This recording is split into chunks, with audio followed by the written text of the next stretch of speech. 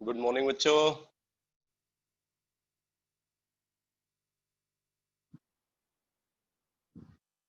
Good morning.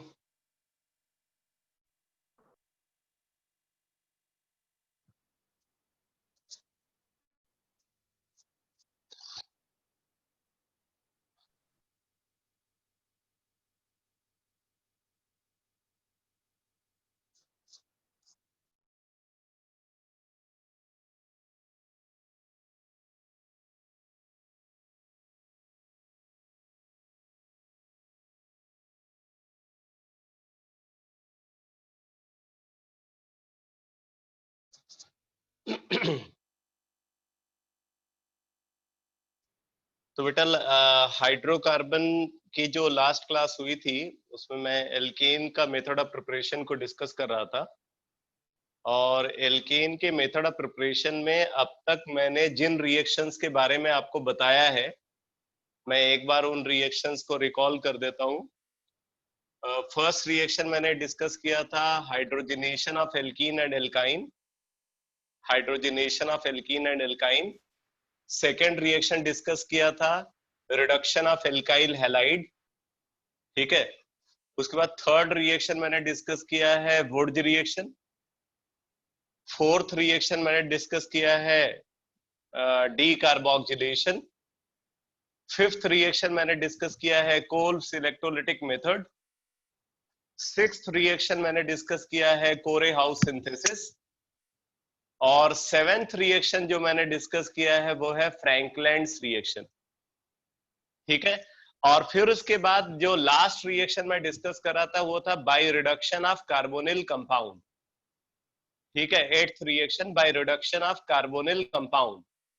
और by reduction of carbonyl compound में मैंने दो मेथड आपको बताया हुआ है। एक तो क्लेमेंसन रिडक्शन मेथड के बारे में बताया हुआ है और दूसरा वोल्फ किस्नर रिडक्शन मेथड के बारे में बताया हुआ है। ठीक है। दोनों मेथड की लिमिटेशन क्या है ये डिस्कस हो चुकी है। अब bye reduction of carbonyl compound में जो थर्ड मेथड आता है, थर्ड मेथड को मैं डिस्कस करने जा रहा हूं। लिखो Mozingo method. Mozingo method.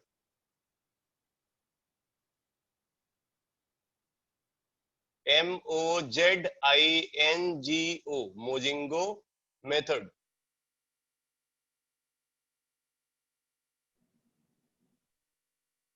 Mozingo method. इसका डिटेल लिखो बेटा। मोजिंगो मेथड का डिटेल लिखो। नोट करो when carbonyl compound, when carbonyl compound, when carbonyl compound is treated with, when carbonyl compound is treated with ethene dithiol, ethene dithiol, when carbonyl compound is treated with ethane dithiol in presence of some Lewis acid catalyst, in presence of some Lewis acid catalyst like BF3, in presence of some Lewis acid catalyst like BF3, like BF3, followed by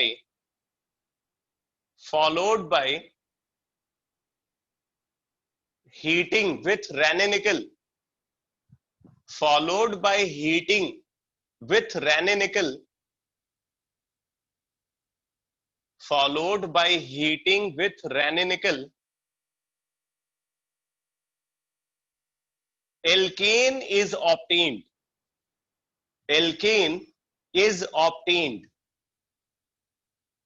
Followed by heating with ranitidine, alkane is obtained.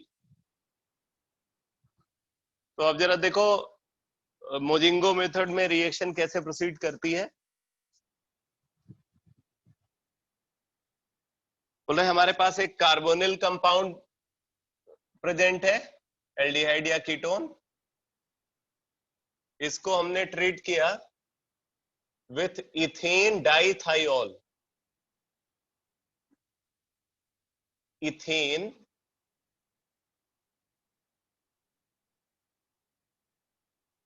डाइथाइऑल के साथ BF3 की presence में, इसके साथ BF3 भी use कर रहे हैं। और फिर उसके बाद इसको रेने निकल के साथ हीट करते हैं।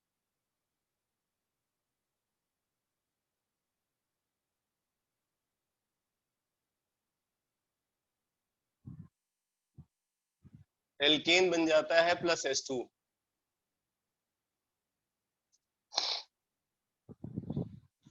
अब जरा देखो इसमें होगा क्या।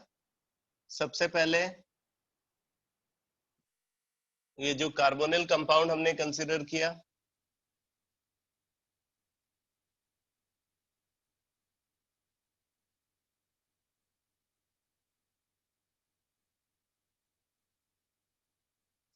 ये जब इथेन डाइथाइऑल के साथ रिएक्ट करता है तो यहां से वाटर रिमूव हो जाता है बेटा। यहां से वाटर रिमूव हो जाएगा।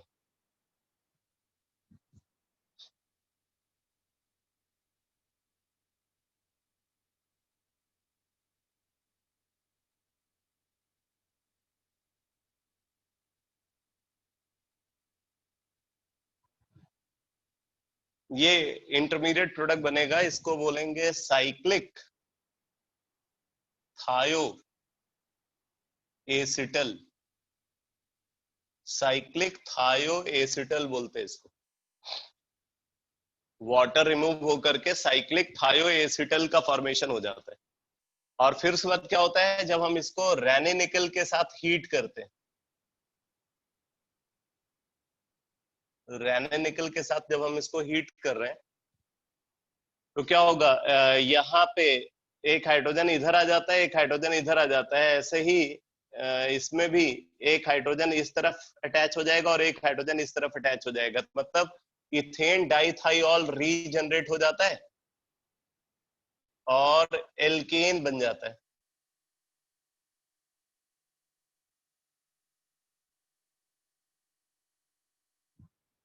इथेन डाइथाइऑल के रीजनरेशन के थ्रू एल्केन का फॉर्मेशन होता है। इस तरीके से ये रिएक्शन प्रोसीड करती है।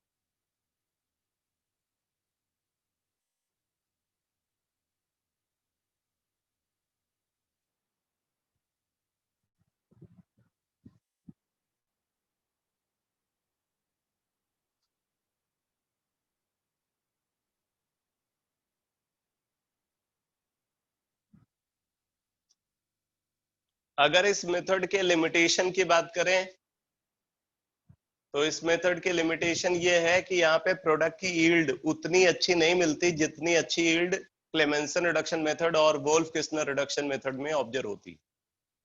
ठीक है, तो इस बात को आप लिख लो, नोट में लिख लो। देखो, yield of product obtained, yield of product obtained is poor. Yield of product obtained is poor in this reaction.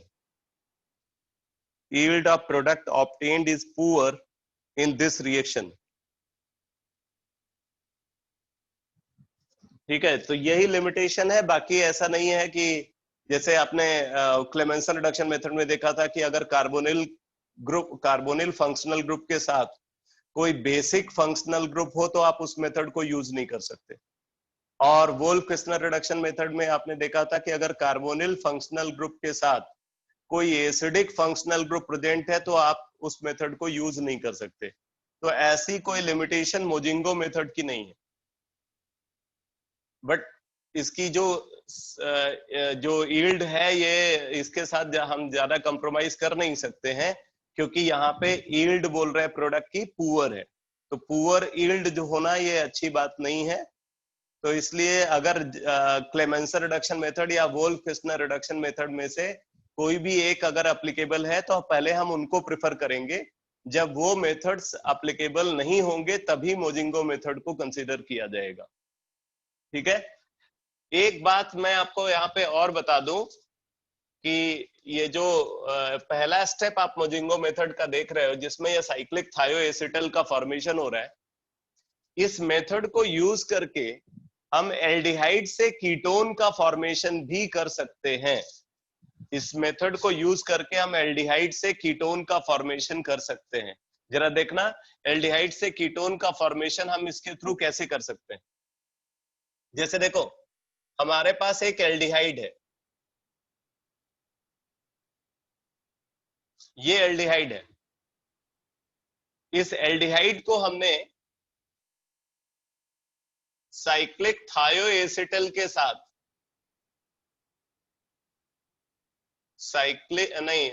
इसको इथेन डाइथाइऑल के साथ ट्रीट किया। एल्डिहाइड को इथेन डाइथाइऑल के साथ ट्रीट करते हैं तो वाटर रिमूव हो जाता है, वाटर रिमूव हो करके ऐसा साइक्लिक थायोएसिटल बन जाता है।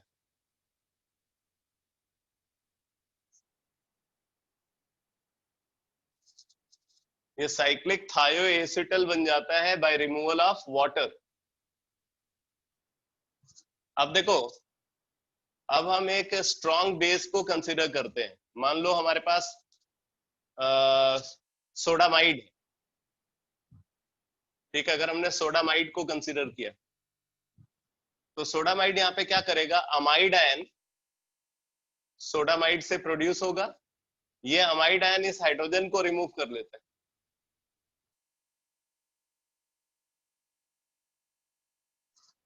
तो अमाइड आयन इस हाइड्रोजन को रिमूव करेगा तो अमोनिया प्रोड्यूस हो जाएगा, और अमोनिया प्रोड्यूस होने के साथ साथ यहाँ पे कार्बन आयन इंटरमीडिएट बन रहा है, कार्बन आयन इंटरमीडिएट फॉर्म हो रहा है। और अगर आप इस कार्बन आयन को देखो, ये जो कार्बन आयन फॉर्म हुआ है ये कार्बन किससे अटैच है, सल्फर के साथ, और सल्फर के पास क्या है, डी ऑर्बिटल है, सल्फर के पास डी ऑर्बिटल है। तो डी ऑर्बिटल होने की वजह से यहाँ पे बैक बॉन्डिंग होगी। ठीक है, तो carbon ion produced, carbon ion produced is stabilized by back bonding।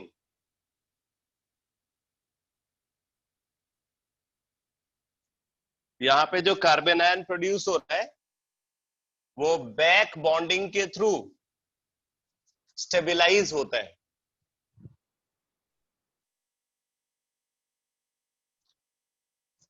अब जरा देखो आगे क्या होगा। आगे हमने कंसिडर किया एक एल्काइल हैलाइड को, एक एल्काइल हैलाइड को कंसिडर करते हैं। तो ये कार्बन आयन, यहाँ पे जो कार्बन आयन फॉर्म हुआ है, ये carbanion as a nucleophile इस पे अटैक करके हैलोजन को रिप्लेस कर देता है। मतलब ये SN2 अटैक यहाँ पे हो रहा है, SN2 अटैक होगा। आप यहाँ पे R'(X) लिख सकते हो, मतलब कोई जरूरी नहीं कि जो एल्काइल ग्रुप यहाँ है वही एल्काइल ग्रुप यहाँ हो, ये दोनों डिफरेंट भी हो सकते हैं। तो इससे अगर आप देखो बेटा तो यहाँ पे बन जाएगा RCR'(S),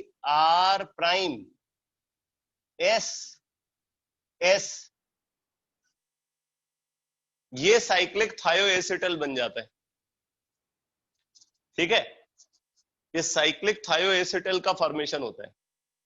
और फिर उसके बाद क्या करते हैं, साइक्लिक थायोएसिटल की हाइड्रोलिसिस करा देते हैं, इसकी हाइड्रोलिसिस करा देते हैं, एसिड हाइड्रोलिसिस और एल्कलाइन हाइड्रोलिसिस। एल्कलाइन हाइड्रोलिसिस और एसिड हाइड्रोलिसिस दोनों को हम यहाँ पे कंसिडर कर सकते हैं। और जब हम इसकी हाइड्रोलिसिस कराते हैं तब क्या होता है जरा देखना, हाइड्रोलिसिस जब होगी बेटा तो सल्फर वाले साइड में आ जाता है हाइड्रोजन और इधर कार्बन वाले साइड में आ जाता है OH। उसी तरीके से ये वाला बॉन्ड ब्रेक होगा, इधर आएगा हाइड्रोजन और इधर आएगा OH।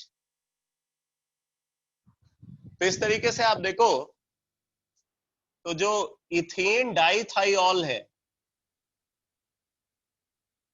इथेन डाइथाइऑल वो तो रीजनरेट हो जाता है और इसके साथ बन गया ये जेम डाइऑल। एक कार्बन पे 2 OH ग्रुप है तो जेम डाइऑल बन जाता है। इथेन डाइथाइऑल बन गया और साथ में ये जेम डाइऑल बन गया। और ये जो जेम डाइऑल है, बोलते हैं कि एक कार्बन पे 2 OH ग्रुप अनस्टेबल होते हैं। अगर 2 हाइड्रोक्सिल ग्रुप सेम कार्बन पे हो तो कंपाउंड अनस्टेबल होता है। ठीक है, इसके पीछे वजह होती है कि यहाँ पे डायपोल डायपोल रिपल्सन ऑब्जर्व होता है जो कि इसको अनस्टेबल बनाता है। तो ये जेम डाइऑल अनस्टेबल है due to dipole dipole repulsion. तो डायपोल डायपोल रिपल्सन की वजह से ये अनस्टेबल है। तो क्या होता है, अनस्टेबल होने की वजह से डिहाइड्रेट हो जाता है। ठीक है, अनस्टेबल होने की वजह से ये अपने आप से डिहाइड्रेट हो जाता है, वाटर रिमूव हो करके अल्टीमेटली यहां पे कीटोन बन जाएगा। अब आप देखो, हमने स्टार्ट किया था एल्डिहाइड से, और फाइनल प्रोडक्ट क्या है, कीटोन। तो एल्डिहाइड से कीटोन बनाने के लिए इस मेथड को यूज करते हैं।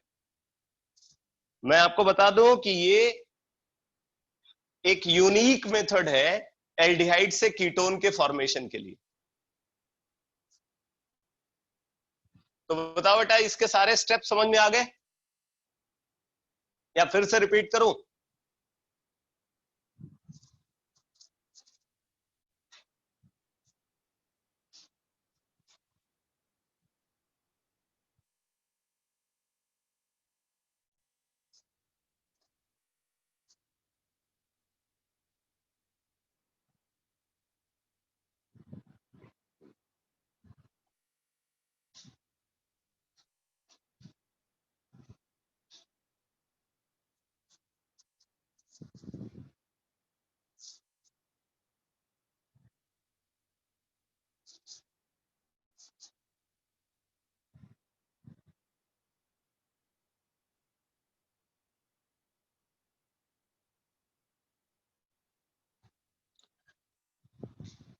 ये न्यूक्लियोफाइल बन करके इस पे अटैक कर रहा है।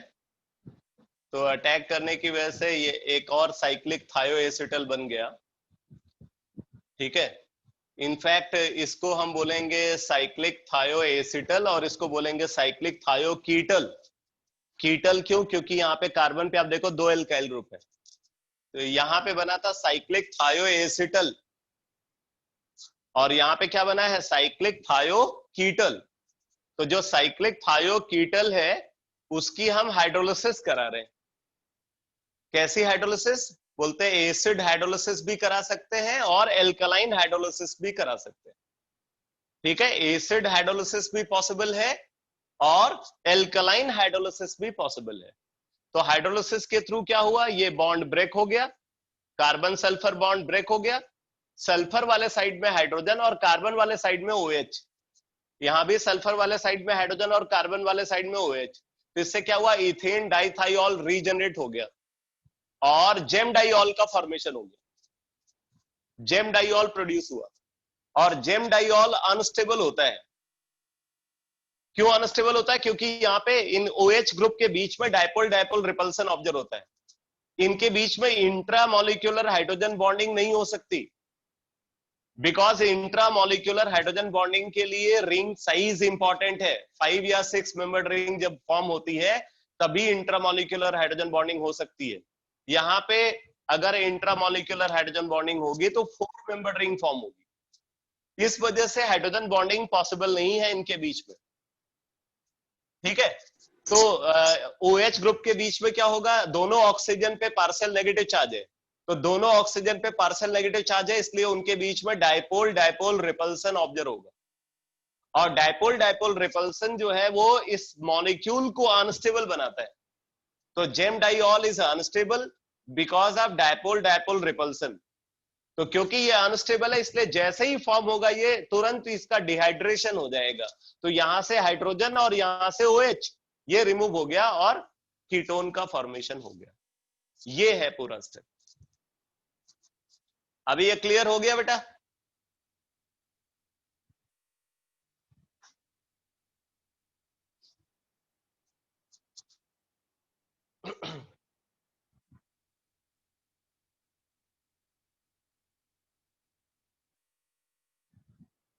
नेक्स्ट रिएक्शन लिखो। एल्केन के प्रिपरेशन में by hydrolysis of carbide, by hydrolysis of carbide, by hydrolysis of carbide,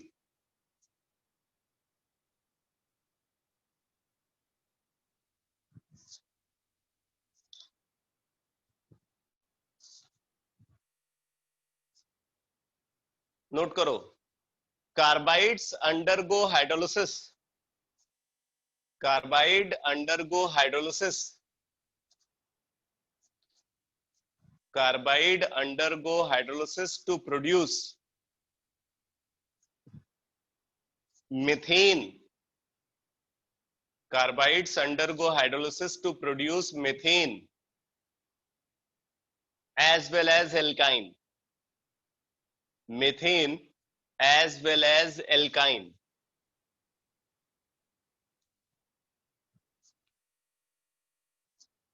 Methane as well as alkyne. तो आप आगे नोट करो, therefore those carbides,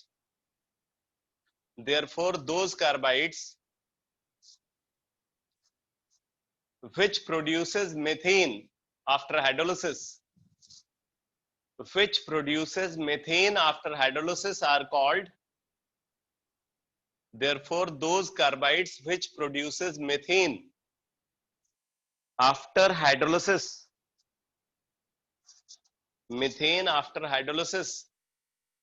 are called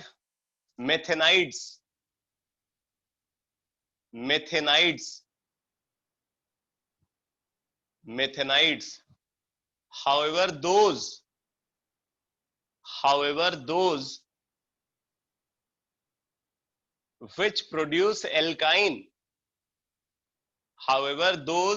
which produce alkyne,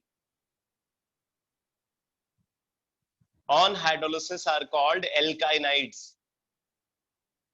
On hydrolysis are called alkynides. तो अब देखो बेटा, एक तो एल्युमिनियम कार्बाइड है Al4C3, अगर हम इसकी हाइड्रोलिसिस कराते हैं तो हाइड्रोलिसिस के थ्रू मीथेन गैस बनती है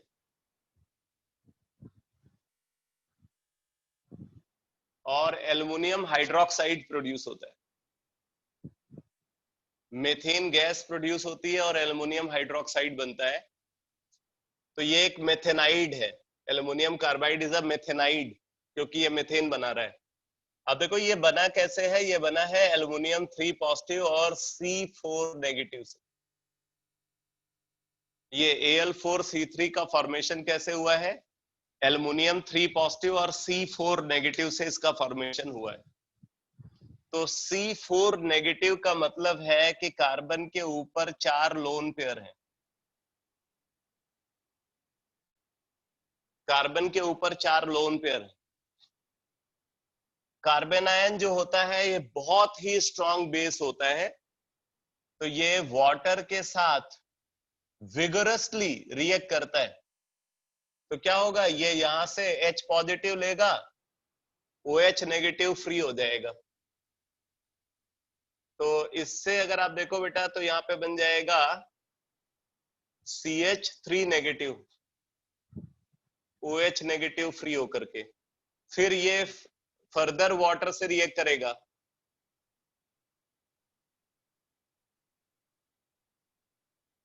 फिर यहां से हाइड्रोजन अटैच होगा, तो OH नेगेटिव फ्री होकर के ये बन जाएगा CH2 नेगेटिव, CH2 2 नेगेटिव, और फिर ये CH2 2 नेगेटिव फिर से वाटर से रिएक्ट करेगा,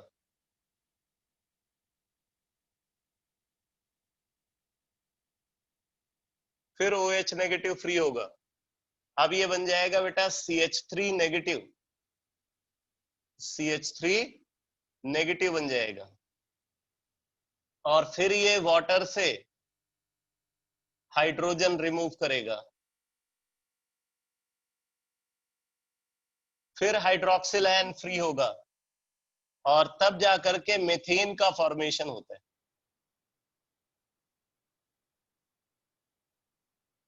इस तरीके से रिएक्शन प्रोसीड करेगी।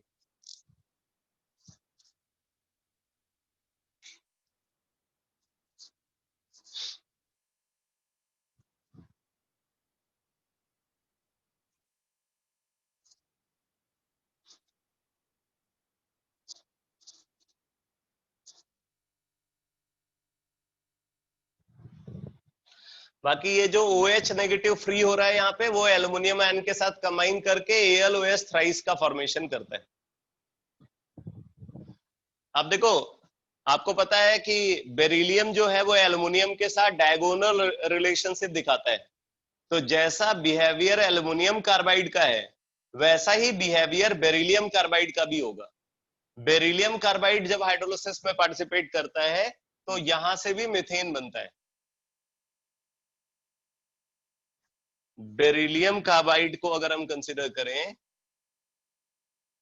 B4C2, B4C2 इसके हाइड्रोलिसिस करा रहे हैं,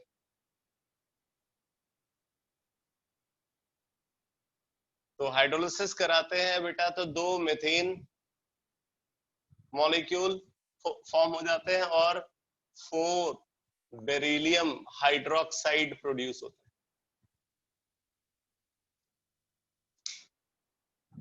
ये भी उसी तरीके से फॉर्म हुआ है B2 पॉजिटिव और C4 नेगेटिव से।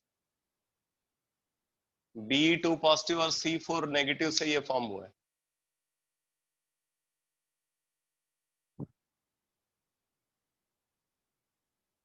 अगर आप यहाँ पे वाटर की जगह पे हैवी वाटर यूज करोगे तो CD4 मतलब कार्बन से तब ड्यूटेरियम अटैच होगा। अगर वाटर की जगह पे हैवी वाटर को कंसीडर किया जाए तो यहाँ पे CD4 बन जाएगा। और अगर वाटर और हैवी वाटर का मिक्सचर यूज करते हैं तो फिर वैरायटी ऑफ प्रोडक्ट बनेंगे, जैसे CD4 भी बन सकता है, CHD3 बन सकता है, CH2D2 बन सकता है, CH3D बन सकता है, और CH4 बन सकता है।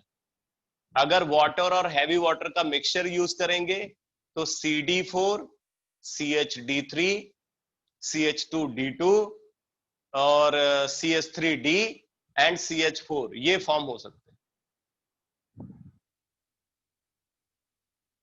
तो ये तो हो गई हाइड्रोलिसिस ऑफ कार्बाइड की एनालिसिस। अब आप लास्ट रिएक्शन लिखो, एल्केन के प्रिपरेशन में लास्ट रिएक्शन लिखो, preparation from organometallic compound. Preparation from organometallic compound. Preparation from organometallic compound.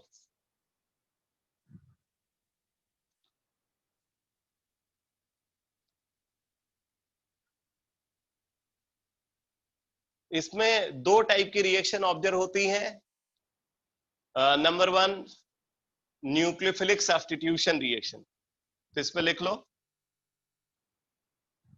Bye nucleophilic substitution reaction, by nucleophilic substitution reaction,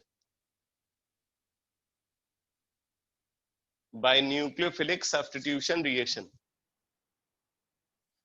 देखो बेटा, न्यूक्लियोफिलिक सब्स्टिट्यूशन रिएक्शन में क्या होता है, जैसे हमारे पास ग्रिग्नॉड रिएजेंट है RMgX, हमने इसको रिएक्ट कराया एक एल्काइल हैलाइड के साथ। ये एल्काइल हैलाइड प्रिफर्ड है, प्राइमरी होना चाहिए, प्राइमरी एल्काइल हैलाइड ये प्रिफर्ड है। यहाँ पे SN2 अटैक होता है, SN2 अटैक। तो SN2 अटैक में क्या होगा, यहाँ पे पहले कार्बन आयन बनेगा और ये carbanion as a nucleophile इसके ऊपर अटैक करेगा और यहां से हैलाइड आयन फ्री हो जाता है, हैलाइड आयन फ्री हो जाता है। तो प्रोडक्ट बन जाएगा बेटा RR prime plus MgX2, RR prime बन जाता है प्लस MgX2। तो इस तरीके से रिएक्शन प्रोसीड करेगी। अच्छा एक बात और, क्योंकि हम यहाँ पे ग्रिग्नॉड रिएजेंट को कंसीडर कर रहे हैं, तो इसलिए हम साथ में ईथर को एज ए सॉल्वेंट भी यूज करेंगे। ईथर जो है एज ए सॉल्वेंट प्रेजेंट होना चाहिए। नॉर्मली ऑर्गेनोमेटेलिक कंपाउंड के साथ इथरियल मीडियम को कंसीडर करते हैं, ठीक है। ऑर्गेनोमेटेलिक कंपाउंड के साथ नॉर्मली इथरियल सॉल्वेंट को यूज किया जाता है। तो इस तरीके से आप एल्केन बना सकते हो। इस मेथड के थ्रू आप सिमेट्रिकल और अनसिमेट्रिकल एल्केन दोनों को प्रोड्यूस कर सकते हो। ये एल्काइल हैलाइड प्राइमरी इसलिए लिया जा रहा है जिससे कि सबस्ट्रेट पे हिंड्रेंस मिनिमम हो। सबस्ट्रेट पे हिंड्रेंस को मिनिमाइज करने के लिए यहाँ पे प्राइमरी एल्काइल हैलाइड को यूज करो।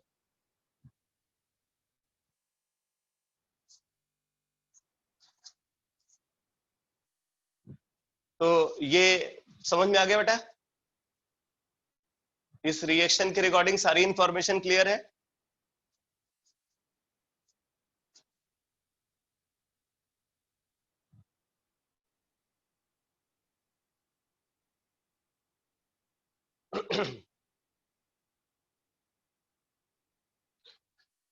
चलो अब इसी में दूसरा मेथड कंसिडर करते हैं। देखो by reaction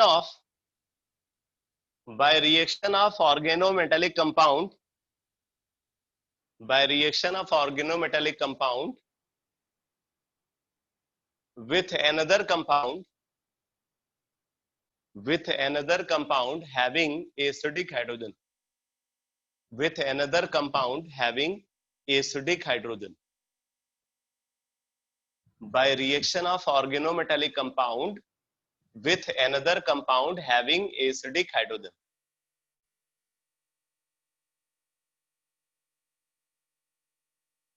by reaction of organometallic compound with another compound having acidic hydrogen। तो लिखो बेटा इसका डिटेल। देखो organometallic compounds are extremely powerful basis.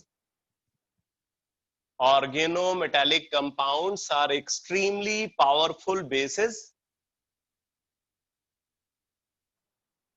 as well as nucleophile। Organometallic compound are extremely powerful bases as well as nucleophile,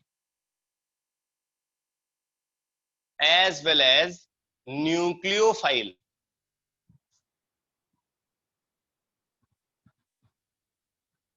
आगे लिखो बेटा, देखो usually their basic character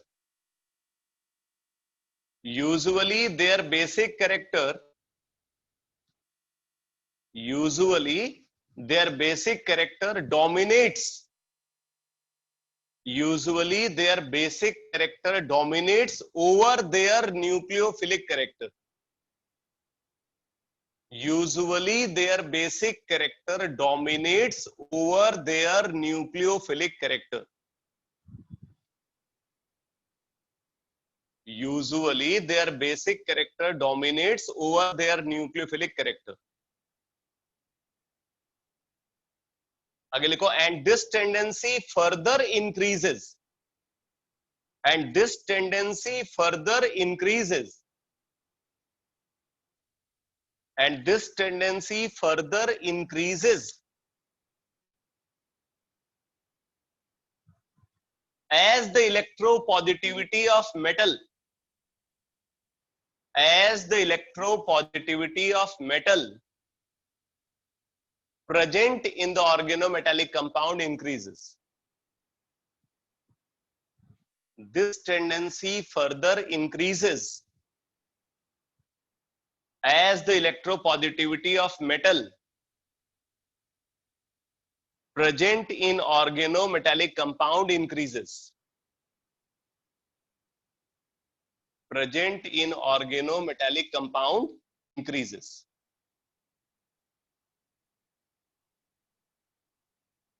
ठीक है, तो ऑर्गेनोमेटेलिक कंपाउंड के अंदर जो मेटल प्रेजेंट है, वो मेटल जितना ज्यादा इलेक्ट्रोपॉजिटिव होगा, बेसिक कैरेक्टर का न्यूक्लियोफिलिक कैरेक्टर पे डोमिनेंस उतना ज्यादा होगा।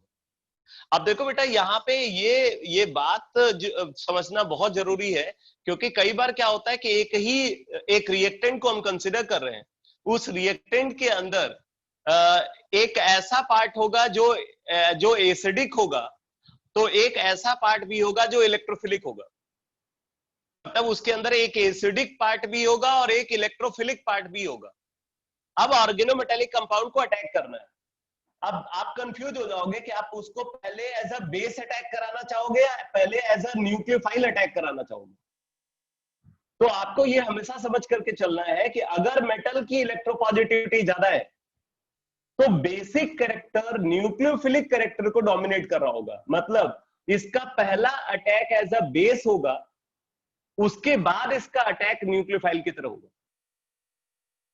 ऑर्गेनोमेटेलिक कंपाउंड में अगर मेटल की इलेक्ट्रोपॉजिटिविटी ज्यादा है तो बेसिक कैरेक्टर न्यूक्लियोफिलिक कैरेक्टर को बहुत ज्यादा डोमिनेट कर रहा होगा। ऐसे सिचुएशन में ऑर्गेनोमेटेलिक कंपाउंड पहले एज अ बेस अटैक करना चाहता है, उसके बाद वो एज अ न्यूक्लियोफाइल अटैक करना चाहता है। कहने का मतलब ये है कि कंपाउंड के अंदर जितने भी एसिडिक हाइड्रोजन है, जब तक उन सारे एसिडिक हाइड्रोजन को ऑर्गेनोमेटेलिक कंपाउंड रिमूव नहीं कर लेता, तब तक वो एज अ न्यूक्लियोफाइल अटैक नहीं करना चाहता।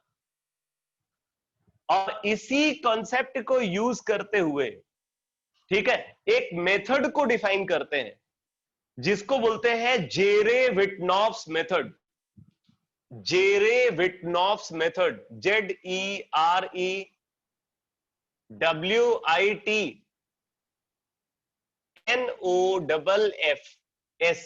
जेरे-विटनॉफ्स मेथड।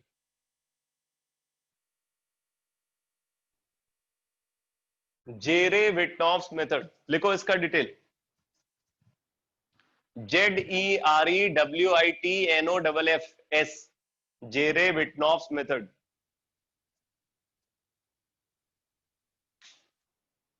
लिखो, this method is used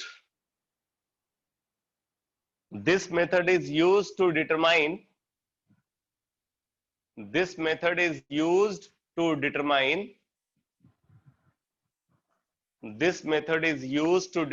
the total number of acidic hydrogen present. This method is used to determine the total number of acidic hydrogen present inside a compound. Inside a compound. आगे लिखो, in this method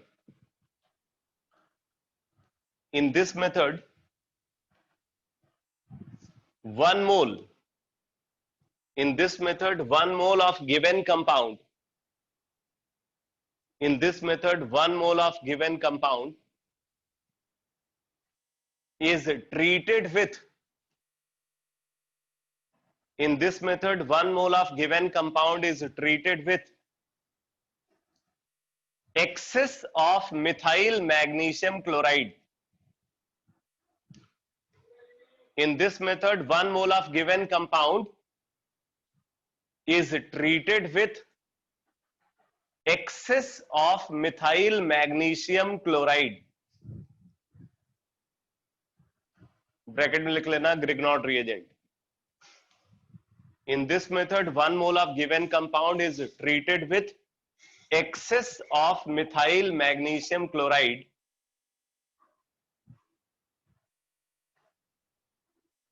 आगे लिखो. From where methane gas is produced. From where methane gas is produced.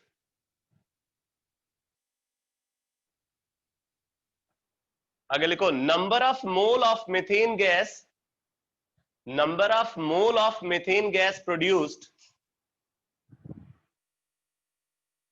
Number of mole of methane gas produced per mole of compound taken. Per mole of compound taken. Number of mole of methane gas produced per mole of compound taken is equal to the total number of acidic hydrogen present inside the compound. Is equal to the total number of acidic hydrogen present inside the compound. Is equal to the total number of acidic hydrogen present inside the compound. तो अब आप इसको इस तरीके से समझ सकते हो, जैसे मान लो कंपाउंड है HNA. ये कंपाउंड है एसिडिक कंपाउंड.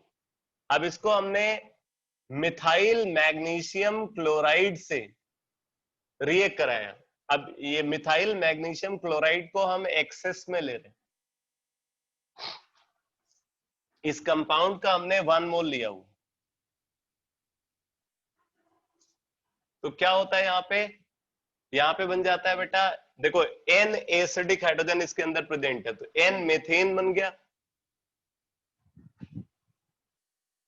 और AMgClN बन गया. तो 1 मोल हमने अगर इस कंपाउंड का लिया है तो इस 1 मोल के करस्पॉन्डिंग इसका जितना मोल प्रोड्यूस हो रहा है स्टोइकियोमेट्रिकली अगर आप देखोगे तो इसके 1 मोल से इसका N मोल प्रोड्यूस हो रहा है. पर मोल ऑफ कंपाउंड जितने मोल मीथेन के प्रोड्यूस होंगे उतने एसिडिक हाइड्रोजन प्रेजेंट होंगे. ठीक है. नंबर ऑफ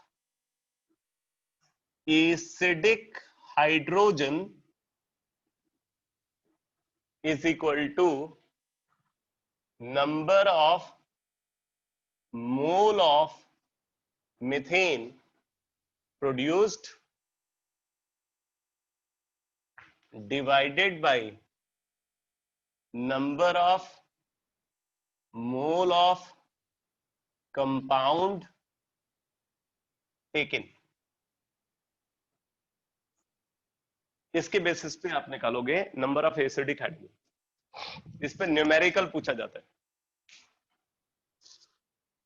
नॉर्मली यहाँ पे जो मीथेन गैस प्रोड्यूस हो रहा है उसका वॉल्यूम बताते हैं, कितना वॉल्यूम मीथेन गैस का एसटीपी पे प्रोड्यूस हो रहा है.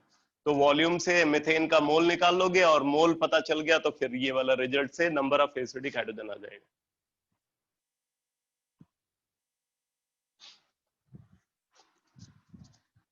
तो ये क्लियर हो गया बेटा. जेरे-विटनॉफ्स मेथड का डिटेल समझ में आ गया.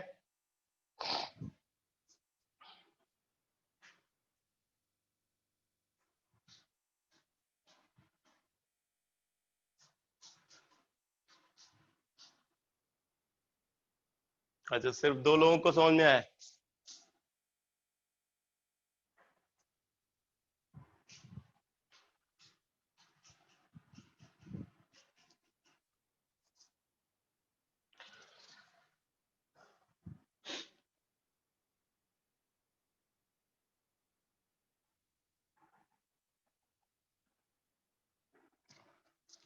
अब जैसे देखो,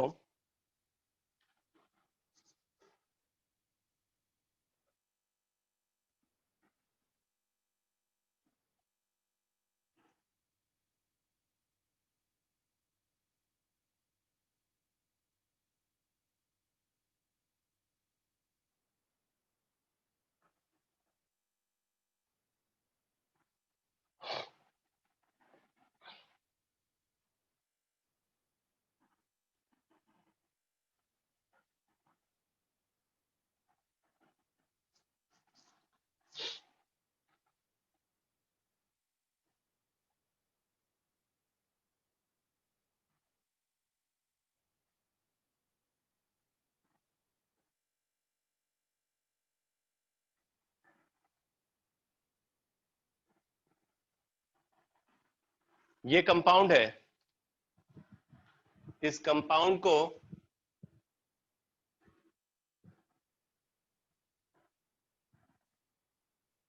x mole of methyl magnesium chloride के साथ ट्रीट कर रहे हैं, x mole of methyl magnesium chloride के साथ ट्रीट कर रहे हैं, और फिर उसके बाद इसकी हाइड्रोलिसिस कराते हैं। ठीक है, हाइड्रोलिसिस कराते हैं।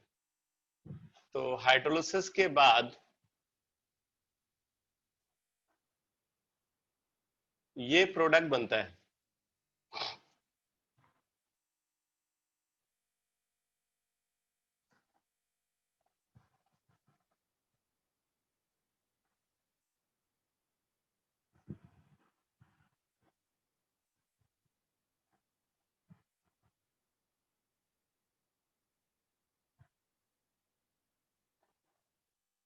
ये प्रोडक्ट बनता है बेटा। एक्स वैल्यू बताओ क्या है?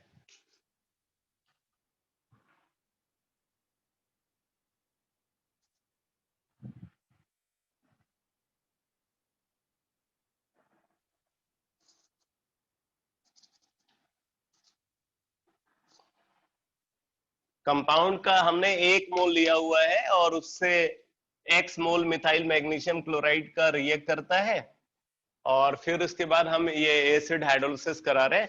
हाइड्रोलिसिस के बाद ये वाला प्रोडक्ट बन रहा है। तो आपको एक्स वैल्यू बतानी है, व्हाट इज एक्स?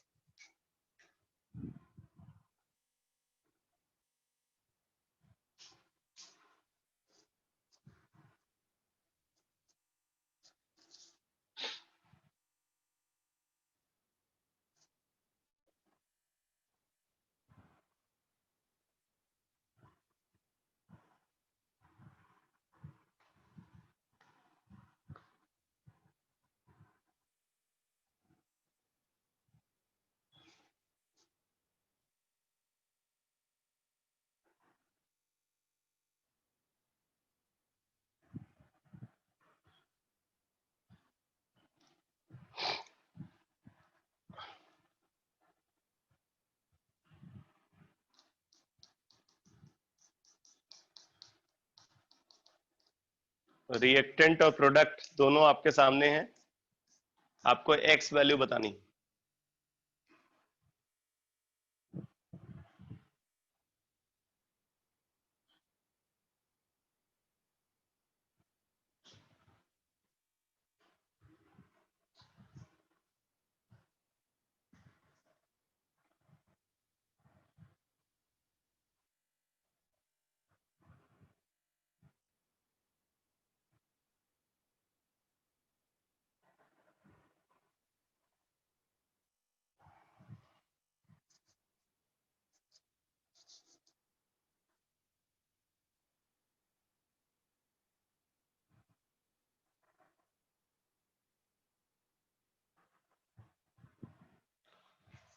अरे कुछ भी आइडिया नहीं है क्या? नहीं आइडिया है तो बताओ, जो है मैं आंसर बता करके आगे बढ़ूं।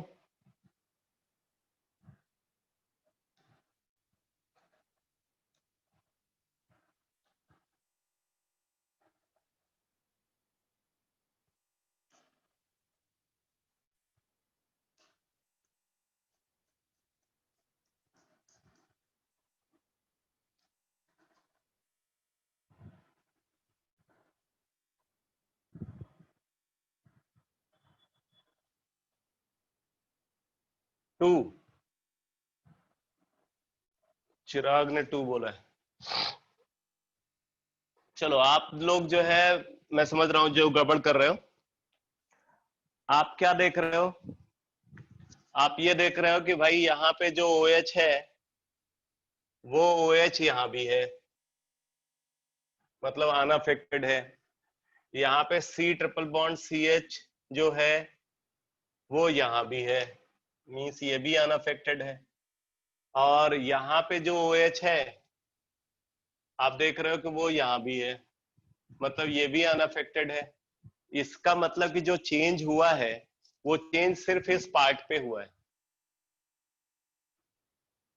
सिर्फ इस पार्ट पे चेंज हुआ है। क्या चेंज हुआ भाई?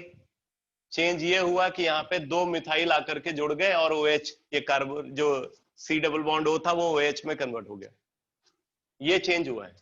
अब दो मिथाइल है, इसका मतलब आपको लग रहा है कि भाई दो मिथाइल मैग्नीशियम क्लोराइड यूज हुए होंगे, इसीलिए चिराग ने आंसर किया है टू। खैर इन्होंने क्वेश्चन मार्क भी बताया हुआ कि क्या टू होना चाहिए, तो आंसर टू नहीं है। क्यों नहीं है? क्योंकि अभी मैंने बताया था आपको कि ऑर्गेनोमेटालिक कंपाउंड हमेशा पहले एज अ बेस अटैक करना चाहते हैं, फिर एज अ न्यूक्लियोफाइल अटैक करना चाहते हैं। तो एज अ बेस ये कहां अटैक करेंगे? जहां पे एसिडिक हाइड्रोजन होगा। तो ये फिनोलिक हाइड्रोजन एसिडिक है, एल्काइन एल्काइन का हाइड्रोजन एसिडिक है, और ये एल्कोहलिक हाइड्रोजन भी सफिशिएंटली एसिडिक है। एटलीस्ट जहां पे ग्रिग्नॉड रिएजेंट जैसा एक पावरफुल बेस है, तो उस बेस के सामने ये सफिशिएंटली एसिडिक है। अब देखो इसमें होगा क्या, अगर आप पहला ग्रिग्नॉड रिएजेंट मॉलिक्यूल को यूज करते हो, फर्स्ट ग्रिग्नॉड रिएजेंट मॉलिक्यूल को जब आप यूज करोगे तब क्या होगा, मैं स्टेप बाय स्टेप बता रहा हूं। सबसे ज्यादा एसिडिक हाइड्रोजन अगर आप देखोगे तो ये वाला हाइड्रोजन है, यहां पर ये फिनॉल वाला हाइड्रोजन सबसे ज्यादा एसिडिक है। तो सबसे पहले ये एसिडिक हाइड्रोजन रिमूव होगा, और ये अगर रिमूव होता है तो फिर इस इंटरमीडिएट का फॉर्मेशन होगा।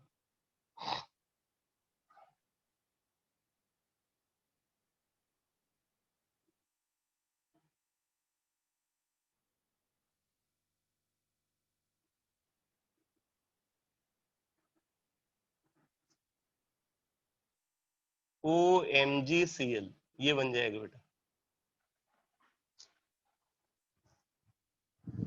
फिर जब दूसरा ग्रिग्नॉड रिएजेंट अटैक करेगा तो वो इसके बाद जो हाइड्रोजन ज्यादा एसिडिक है उसको रिमूव कर लेगा। अब इन दोनों में अगर आप देखोगे तो एल्कोहल वाला जो हाइड्रोजन है वो ज्यादा एसिडिक होता है in compare to hydrogen present on alkyne.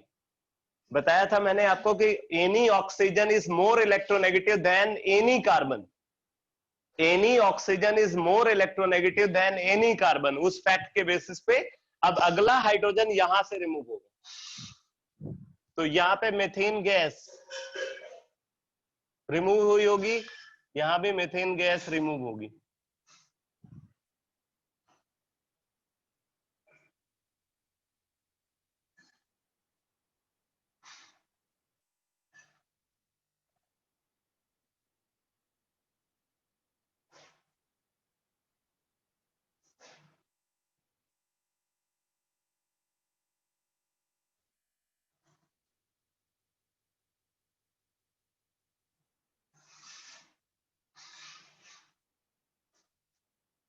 ये बन जाएगा। अभी देखो एक एसिडिक हाइड्रोजन ये वाला भी है, तो अगला ग्रिग्नॉड रिएजेंट मॉलिक्यूल जब आप यूज करोगे तो ये वाला हाइड्रोजन रिमूव हो जाएगा।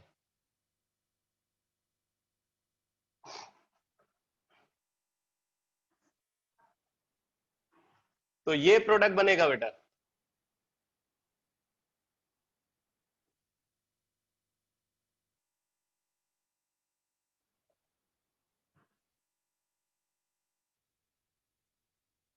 OMgCl, C triple bond CMgCl, OMgCl, COCl, ये बन जाएगा। अब देखो, अगर हम इसको फिर से ग्रिग्नॉट रिएजेंट से रिएक्ट कराते हैं, अगर हमने फर्दर ग्रिग्नॉट रिएजेंट को यूज किया है तो क्या होगा? ये ग्रिग्नॉट रिएजेंट मतलब यहां पे कार्बन आयन बनेगा बेटा, और फिर ये एज अ न्यूक्लियोफाइल इसके ऊपर अटैक करके ये क्लोरीन को हटा देगा। यहां से क्लोरीन हट जाएगा, मतलब MgCl2 रिमूव हो गया और यहां पे COCH3 बन जाएगा। मैं स्टेप बाय स्टेप सारी बात आपको बता रहा हूं।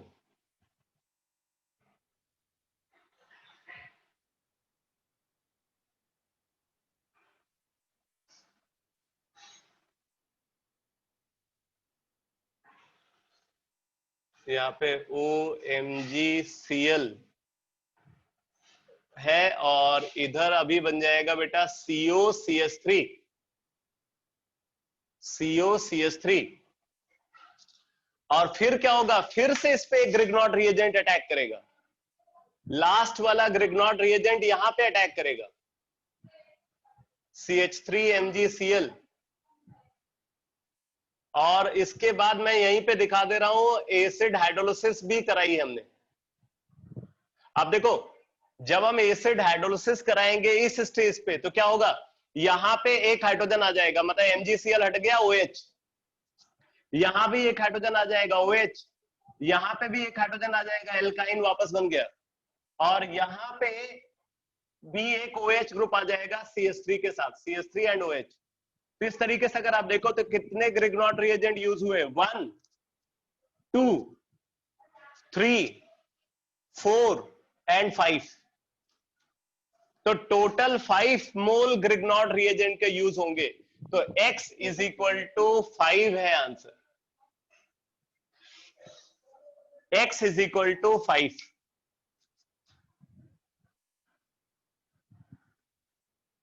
ये समझ में आया बेटा? ये पूरा स्टेप बाय स्टेप जो मैंने एनालिसिस की है, स्टेप वाइज एनालिसिस समझ में आई?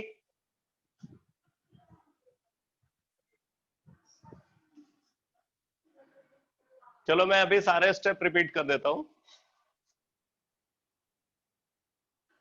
अब अगर आपसे यही क्वेश्चन ऐसे पूछा जाता है कि 1 मोल मिथाइल मैग्नीशियम क्लोराइड को 1 मोल ऑफ कंपाउंड के करस्पॉन्डिंग 1 मोल मिथाइल मैग्नीशियम क्लोराइड यूज किया, या ऐसे बोल देते हैं कि ये कंपाउंड है 1 molar equivalent methyl magnesium chloride को यूज किया है।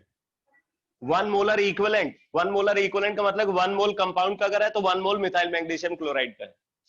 तो अगर हमने 1 मोलर इक्विवेलेंट यूज किया तो जो सबसे ज्यादा एसिडिक हाइड्रोजन है वो रिमूव होगा, मतलब ये वाला हाइड्रोजन रिमूव हो जाएगा। यहाँ पे OMgCl बन जाएगा, ये वाला प्रोडक्ट। अगर हम हाइड्रोलिसिस नहीं करा रहे हैं तो ये वाला प्रोडक्ट बनेगा। फिर आपसे बोले भाई 2 मोलर इक्विवेलेंट यूज कर रहे हैं, अगर 2 मोलर इक्विवेलेंट यूज करें तो फिर ये वाला प्रोडक्ट बनेगा। अगर हम 3 मोलर इक्विवेलेंट यूज कर रहे हैं तो ये वाला प्रोडक्ट बनेगा। तीनों एसिडिक हाइड्रोजन रिमूव हो जाएंगे।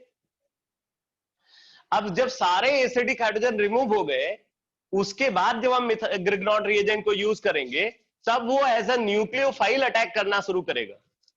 तो पहली बार जब ये न्यूक्लियोफाइल की तरह अटैक करेगा तो ये कीटोन बन गया। दूसरी बार अटैक करेगा तो एक CH3 यहां पे आ जाएगा और OMgCl बन जाएगा। और फिर उसकी जब एसिड हाइड्रोलिसिस करा देंगे तो OMgCl जो है वो OH में कन्वर्ट हो जाएगा। और बाकी जो जहां जहां पे OMgCl और C ट्रिपल बॉन्ड CMgCl है वहां भी हाइड्रोजन आ जाएगा। इसीलिए हमें ये दिखता है कि यहाँ पे और यहाँ पे कोई चेंज नहीं हो रहा है जैसा रिएक्टेंट में है। और इसी चीज को लेकर के स्टूडेंट कंफ्यूज हो जाता है और वो सिर्फ जहां पे चेंज हो रहा है उसके करस्पॉन्डिंग आंसर करता है। तो अक्सर लोग ऐसे क्वेश्चन में गड़बड़ करते हैं, इसलिए आपको यह याद रखना है कि ग्रिग्नॉर्ड रिएजेंट या कोई भी दूसरा ऑर्गेनोमेटेलिक कंपाउंड को अगर हम कंसीडर कर रहे हैं तो पहले वो एज अ बेस अटैक करना चाहेगा। अगर कोई एसिडिक फंक्शनल ग्रुप नहीं होगा तभी वो एज अ न्यूक्लियोफाइल अटैक करेगा। वो तब तक एज अ बेस अटैक करता रहेगा जब तक कि सारे एसिडिक हाइड्रोजन रिमूव नहीं हो जाते। जब सारे एसिडिक हाइड्रोजन रिमूव हो जाते हैं उसके बाद वो एज अ न्यूक्लियोफाइल अटैक करता है। तो ये बहुत इंपॉर्टेंट इंफॉर्मेशन है बेटा, समझ लेना, बहुत इंपॉर्टेंट इंफॉर्मेशन है। और ऐसा ऐसा कॉन्सेप्ट है जिसमें बहुत ज्यादा गड़बड़ करते हैं स्टूडेंट। क्या गड़बड़ करते हैं वो मैंने आपको बता दिया है। तो अभी समझ में आ गया सबको?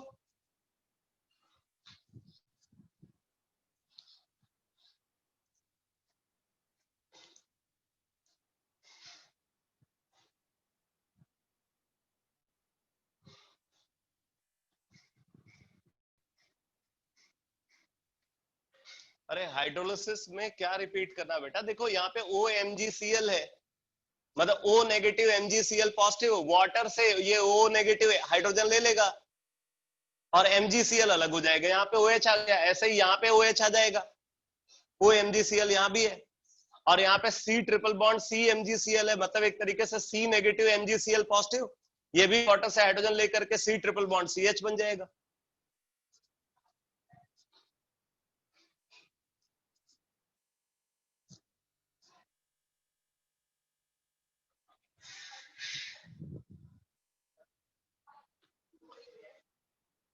तो मेथड ऑफ प्रिपरेशन एल्केन का फिनिश हो गया। अब आप नोट करो,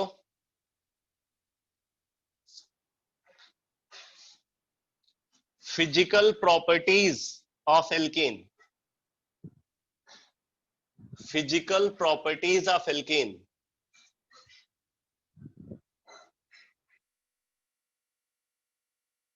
physical properties of alkene.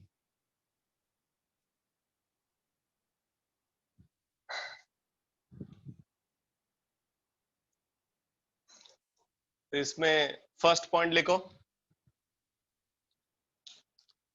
First point लिखो, alkane up to 4 carbon atoms, alkane up to 4 carbon atoms are colorless, odorless gases. Alkane up to 4 carbon atoms are colorless, odorless gases.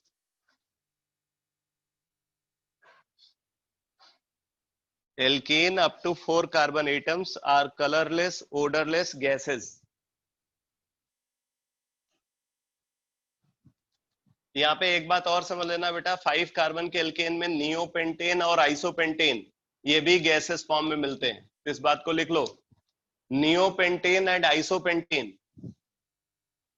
Neopentane and isopentane are also present in gaseous state. Neopentane and isopentane are also present in gaseous state.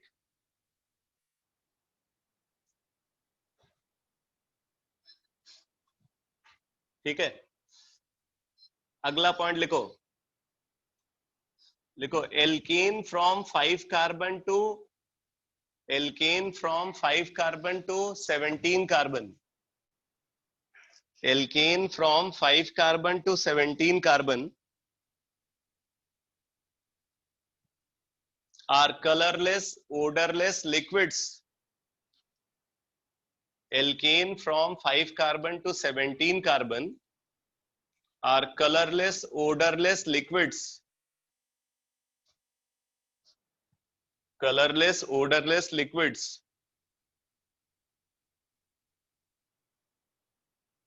देखो, whereas alkane containing 18 carbon onwards, whereas alkane containing 18 carbon onwards are waxy solids, are vaccine solids, vaccine solids.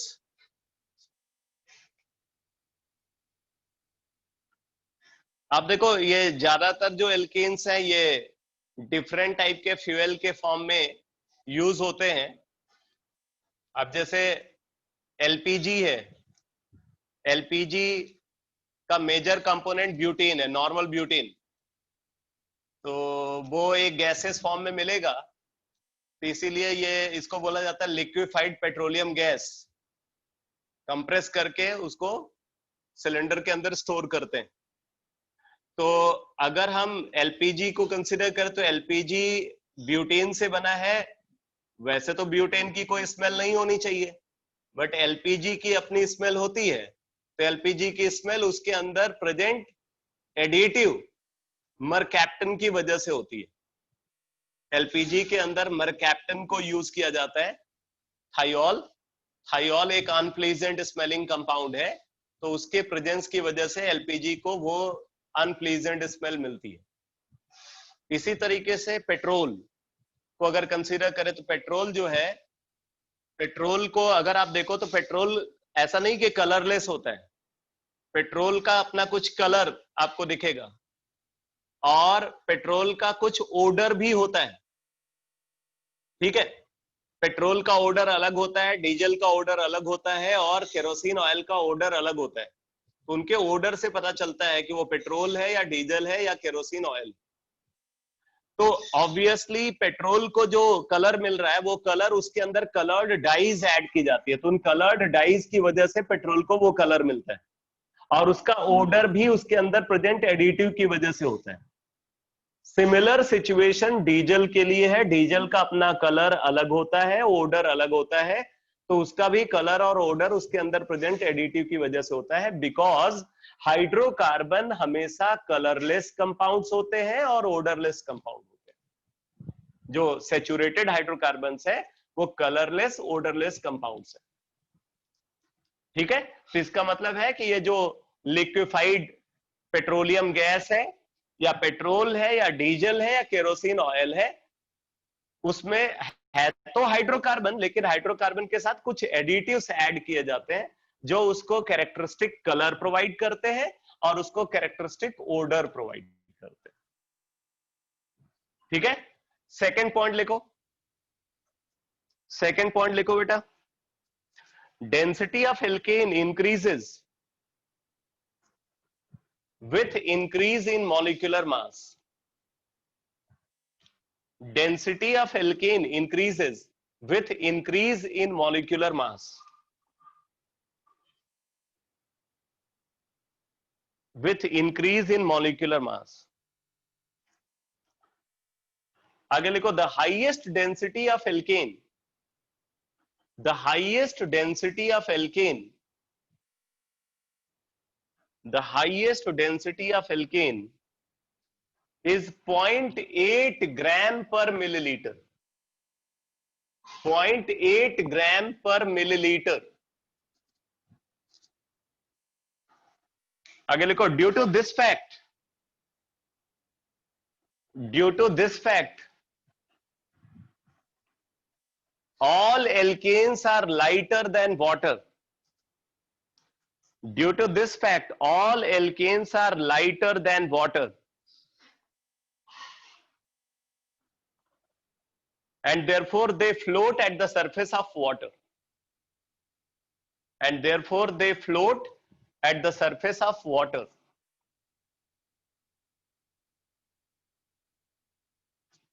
And therefore they float at the surface of water.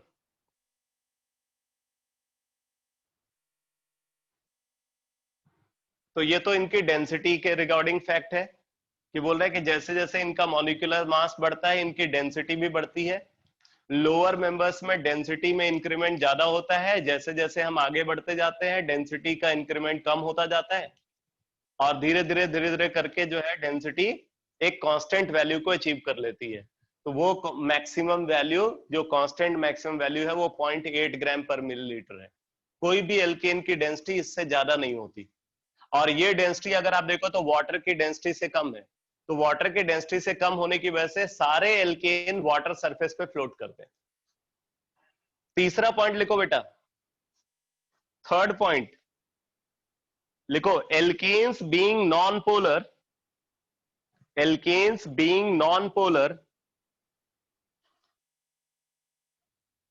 and therefore alkane being non-polar and therefore they are insoluble in water, and therefore they are insoluble in water, but soluble in non-polar solvents, but soluble in non-polar solvents, but soluble in non-polar solvents like benzene, carbon tetrachloride, benzene, carbon tetrachloride, ether, etc.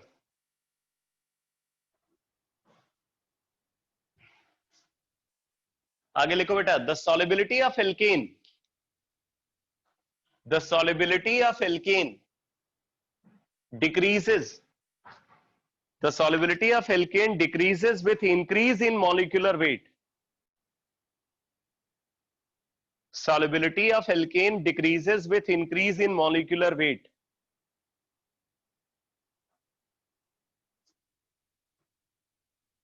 Solubility of alkane decreases with increase in molecular weight. In fact बोल रहा है कि non polar solvent में भी इनकी जो solubility है वो मॉलिक्यूलर वेट बढ़ने के साथ कम होती जाती है।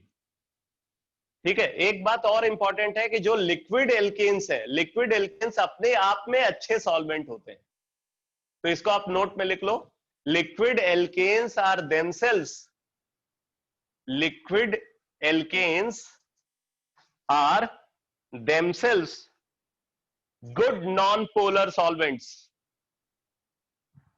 Good non polar solvents. Liquid alkane अपने आप में अच्छे नॉन पोलर सॉल्वेंट होते हैं। ठीक है, तो ये हो गया इनका सॉल्युबिलिटी से रिलेटेड फैक्ट। तो ये तीनों पॉइंट क्लियर हो गए बेटा? फिजिकल अपीयरेंस, डेंसिटी और सॉल्युबिलिटी, ये तीनों पॉइंट क्लियर हो गए एल्केन के।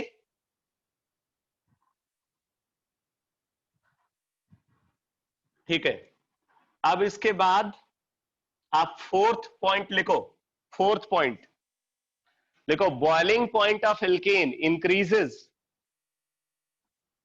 Boiling point of alkene increases gradually, boiling point of alkane increases gradually with increase in their molecular weight, with increase in their molecular weight. For normal alkanes, normal alkanes मतलब unbranched alkanes, लिखो for unbranched alkanes, for unbranched alkanes। आगे लिखो, the variation in boiling point, the variation in boiling point is very smooth, the variation in boiling point is very smooth। Boiling point में जो variation होता है बहुत smooth variation होता है। अब देखो क्यों बॉइलिंग पॉइंट स्मूथली इंक्रीज करता है मॉलिक्यूलर वेट बढ़ने के साथ, लिखो लिखो, as the molecular weight of alkane, as the molecular weight of alkane increases, as the molecular weight of alkane increases, the van der Waals force of attraction, the van der Waals force of attraction also increases, the van der Waals force of attraction also increases because of increase in surface area of the molecule, because of increase in surface area of the molecule. Because of increase in surface area of the molecule. तो अब अगर आप यहां पे देखोगे तो जो ethane का बॉइलिंग पॉइंट है वो प्रोपेन से कम होगा, इथेन का बॉइलिंग पॉइंट प्रोपेन से कम होगा, प्रोपेन का बॉइलिंग पॉइंट ब्यूटेन से कम होगा, ब्यूटेन मतलब नॉर्मल ब्यूटेन, और नॉर्मल ब्यूटेन का बॉइलिंग पॉइंट नॉर्मल पेंटेन से कम होगा, एंड सो ऑन। ये ट्रेंड फॉलो होता है। जैसे जैसे इनका मॉलिक्यूलर मास बढ़ता जा रहा है, इनका सरफेस एरिया बढ़ता जा रहा है, और सरफेस एरिया बढ़ने से वॉन्डरवाल फोर्सेस की स्ट्रेंथ बढ़ती जाती है,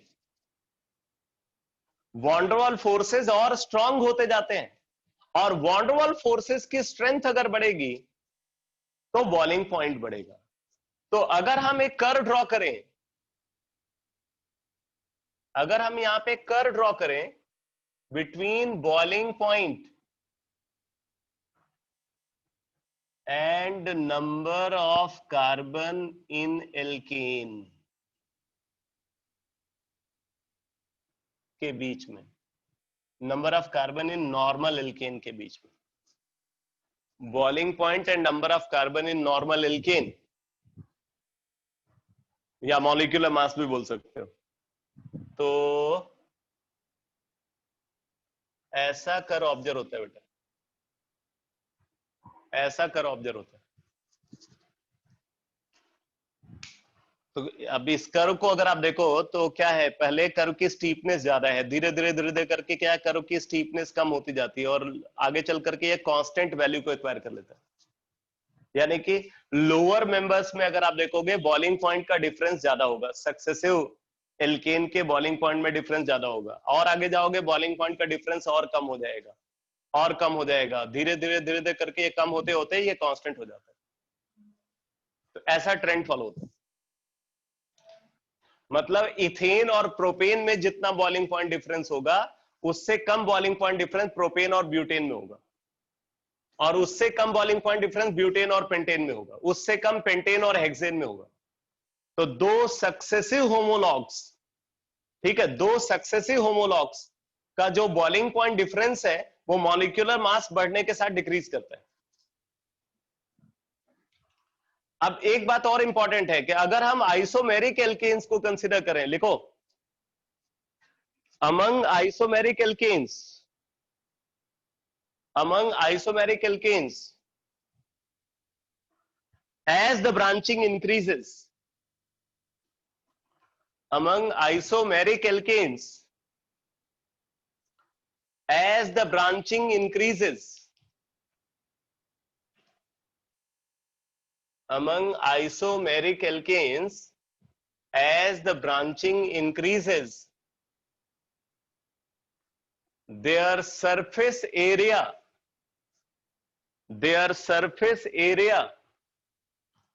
among isomeric alkanes, as the branching increases, their surface area decreases. Their surface area decreases,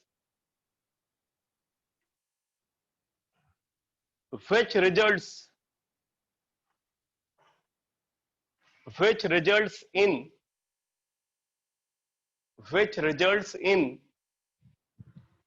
decrease in van der Waals force of attraction, which results in decrease in van der Waals force of attraction, which results in decrease in van der Waals force of attraction, due to which their boiling point decreases, due to which their boiling point decreases.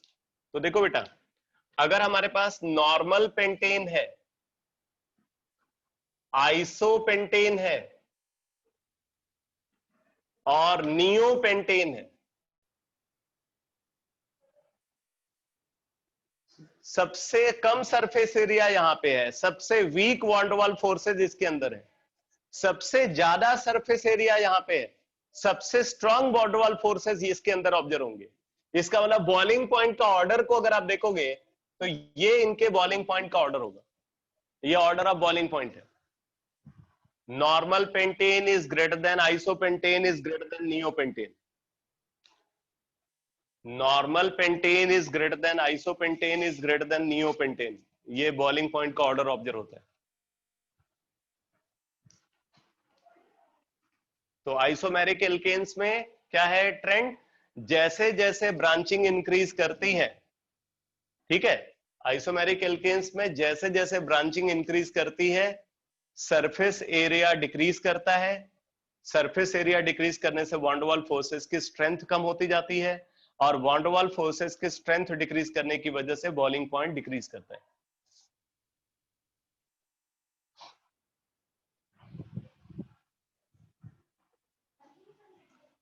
एक बात यहां पे और important है बेटा, इसको देखो,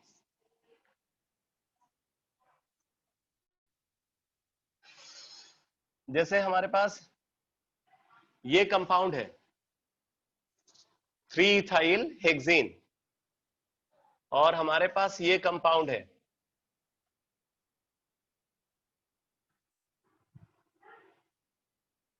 2,5 dimethyl hexane. 3-इथाइल hexane है और 2,4 डाइमिथाइल हेक्सेन है।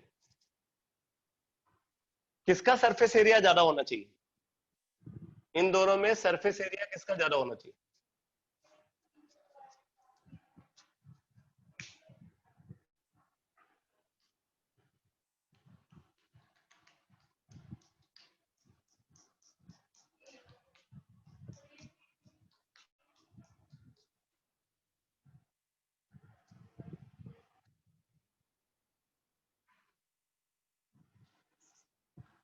वन का सरफेस एरिया 2 से ज्यादा है, क्योंकि यहाँ पे इथाइल ब्रांच को, इथाइल ब्रांच है और इसको हमने क्या किया, इसको तोड़ करके 2 मिथाइल ब्रांच हमने लगा दिया। तो अगर हम ब्रांचिंग बढ़ाते हैं, मतलब एक ब्रांच को तोड़ करके फर्दर ब्रांच बना रहे हैं, तो उससे सरफेस एरिया फर्दर डिक्रीज करता है, तो इसका सरफेस एरिया इससे ज्यादा होगा, और क्योंकि इसका सरफेस एरिया ज्यादा है इसलिए इसका बॉइलिंग पॉइंट भी ज्यादा होगा, इसका बॉइलिंग पॉइंट इससे ज्यादा होगा।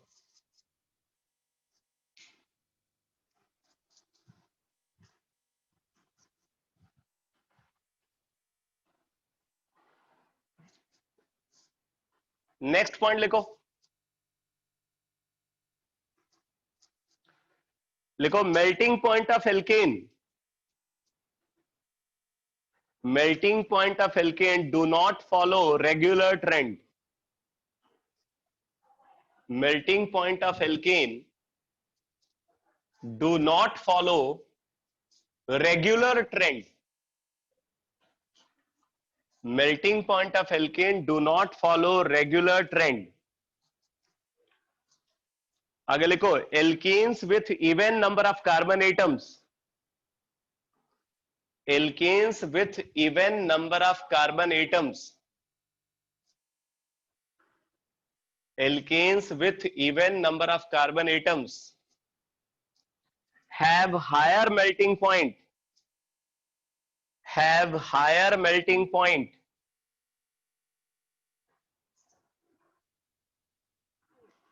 than alkanes, than alkanes with odd number of carbon atoms, than alkanes with odd number of carbon atoms in principal chain, in principal chain। अब देखो इसके पीछे वजह ये होती है कि जो मेल्टिंग पॉइंट है, मेल्टिंग पॉइंट थर्मल स्टेबिलिटी का मेजरमेंट होता है। अब जरा कंसेप्ट समझो, यहां पे मेल्टिंग पॉइंट जो है ये कंपाउंड की थर्मल स्टेबिलिटी का मेजरमेंट होता है, thermal stability of compound is directly proportional to melting point. Thermal stability of compound is directly proportional to melting point. और melting point जो है ये लैटिस इंथैल्पी के थ्रू गवर्न होता है. तो जिस कंपाउंड के लैटिस इंथैल्पी ज्यादा है उसका मेल्टिंग पॉइंट भी ज्यादा होगा, और मेल्टिंग पॉइंट ज्यादा है तो थर्मल स्टेबिलिटी ज्यादा होगी.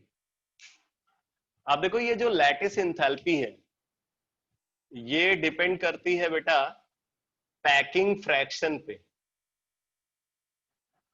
Packing fraction of crystal lattice.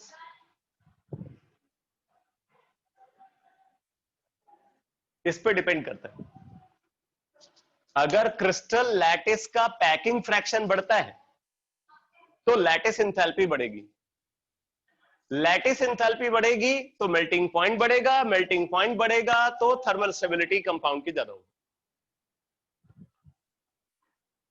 अब देखो ये जो पैकिंग फ्रैक्शन है, पैकिंग फ्रैक्शन ये कॉन्स्टिट्यूएंट मॉलिक्यूल, जो कॉन्स्टिट्यूएंट पार्टिकल है उसके शेप पे डिपेंड करता है.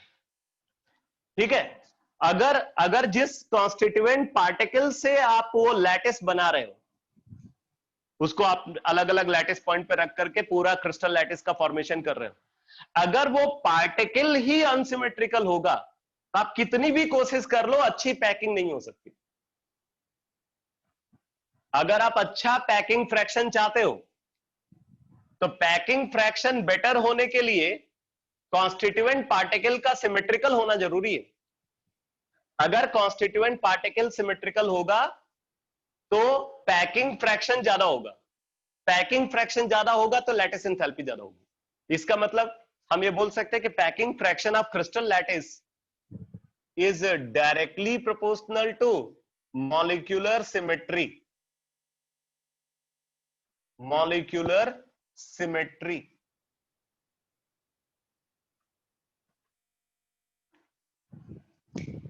ठीक है.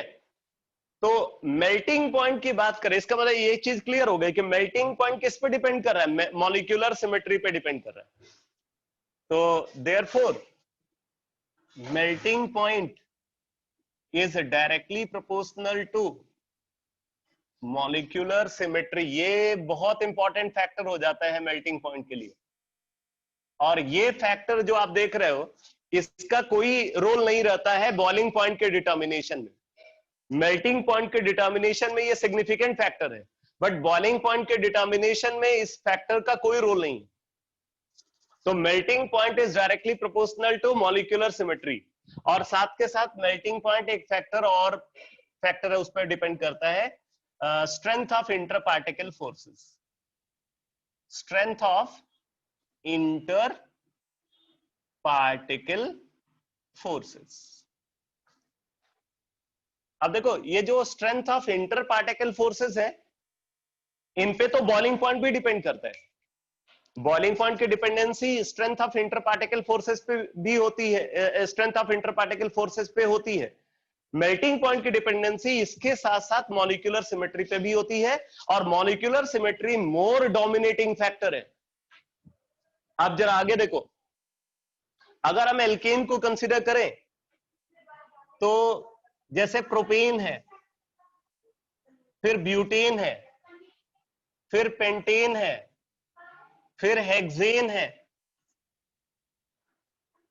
आप यहां पे देखो प्रोपेन में क्या सिचुएशन है, ये जो टर्मिनल मिथाइल ग्रुप है, टर्मिनल मिथाइल ग्रुप मतलब ये वाला ग्रुप और ये वाला ग्रुप आप देख रहे हैं ये सेम साइड में आ रहा है. प्रोपेन में जो टर्मिनल मिथाइल ग्रुप है ये सेम साइड में आ रहा है. ब्यूटेन में अगर आप देखो तो जो टर्मिनल मिथाइल ग्रुप है ये अपोजिट साइड में आते हैं. ये टर्मिनल मिथाइल ग्रुप ब्यूटेन में अपोजिट साइड में आते हैं. इसका मतलब बल्कि ग्रुप अपोजिट साइड में है, means butane is more symmetrical than that of propane. इसी तरीके से पेंटेन को देखो, यहां भी क्या हो रहा है, terminal methyl group same side में आ रहे हैं और ये वाला ग्रुप भी सेम साइड में आ रहा है, तो इसलिए क्या होगा, इनके बीच में स्टेरिक रिपल्सन होगा।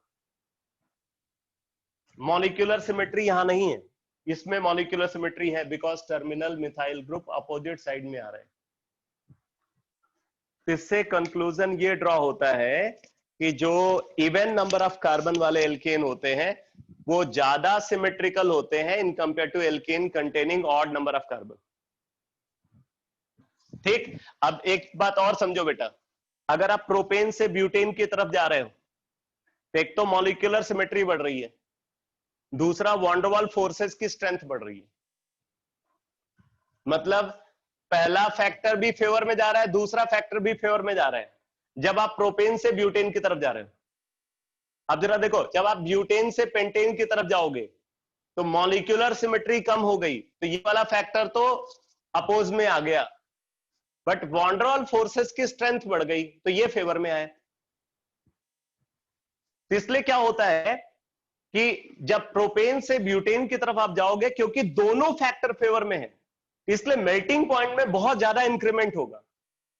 क्योंकि दोनों फैक्टर फेवर में है इसलिए यहां पे मेल्टिंग पॉइंट में बहुत ज्यादा इंक्रीज होगा। लेकिन जब आप ब्यूटेन से पेंटेन की तरफ जाओगे तो मेल्टिंग पॉइंट स्लाइटली इंक्रीज करता है, बिकॉज एक फैक्टर फेवर में है, दूसरा अपोज में है। फिर देखो, जब आप पेंटेन से हेक्सेन की तरफ जाते हो तो फिर से दोनों फैक्टर फेवर में आते हैं, फिर मेल्टिंग पॉइंट में आपको ज्यादा इंक्रीज देखने को मिलेगा। फिर जब आप हेक्सेन से हेप्टेन की तरफ जाओगे तो एक फैक्टर फेवर में, एक अपोज में, तो मेल्टिंग पॉइंट में स्लाइट इंक्रीज होगा। इसलिए अगर आप देखोगे जो वेरिएशन है मेल्टिंग पॉइंट का वो स्मूथ नहीं रहता। ठीक है, तो अब मैं देखो यहां पे कर्व ड्रॉ कर रहा हूं तो आपको बाकी बात इससे समझ में आ जाएगी।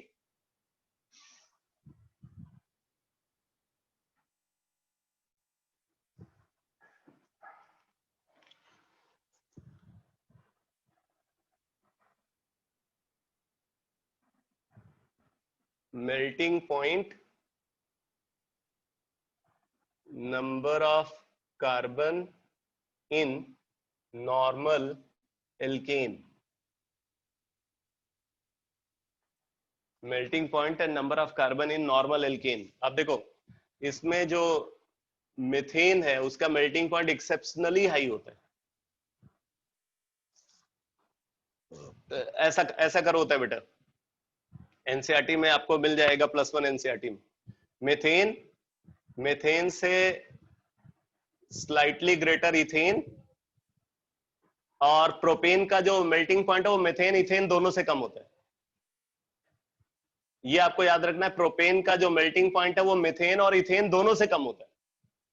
ठीक है, उसके बाद जब हम ब्यूटेन की तरफ जाते हैं तो बहुत ज्यादा इंक्रीज होता है। प्रोपेन से ब्यूटेन की तरफ जाते हैं बहुत ज्यादा इंक्रीज होता है मेल्टिंग पॉइंट में। फिर ब्यूटेन से जब पेंटेन की तरफ जाते हैं स्लाइट इंक्रीज होता है। ठीक है, फिर पेंटेन से हेक्सेन की तरफ जाते हैं ज्यादा इंक्रीज होता है क्योंकि दोनों फैक्टर फेवर में है। फिर हेक्सेन से जब हेप्टेन की तरफ जाता है स्लाइट इंक्रीज। ठीक, फिर हेप्टेन से ऑक्टेन की तरफ जाओगे ज्यादा इंक्रीज, स्लाइट इंक्रीज, ज्यादा इंक्रीज, स्लाइट इंक्रीज, ज्यादा इंक्रीज, स्लाइट इंक्रीज, आगे चल करके ये करते ऐसे कांस्टेंट हो जाता है। ऐसा करवाता है।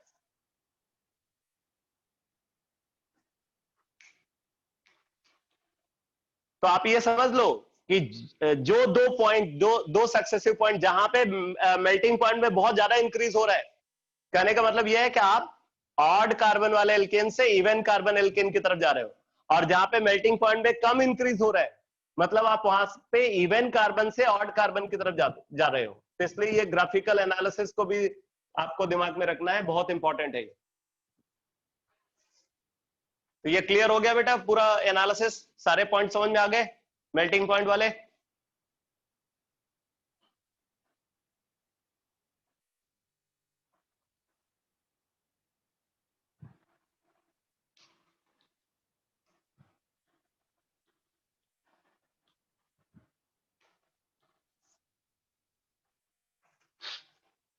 अगर हम आइसोमेरिक एल्केन्स की बात करें तो आइसोमेरिक एल्केन्स पे जरा देखो मेल्टिंग पॉइंट का ऑर्डर क्या होता है। आइसोमेरिक एल्केन्स में मेल्टिंग पॉइंट का ऑर्डर क्या है? जैसे हमारे पास नॉर्मल पेंटेन है, आइसोपेंटेन है, नियोपेंटेन है। ये तीन आइसोमर हमने कंसीडर किया है। देखो इसका सरफेस एरिया ज्यादा है, मतलब यहां पे वॉन डेर वाल फोर्सेस ज्यादा स्ट्रांग है। इसमें अगर आप देखोगे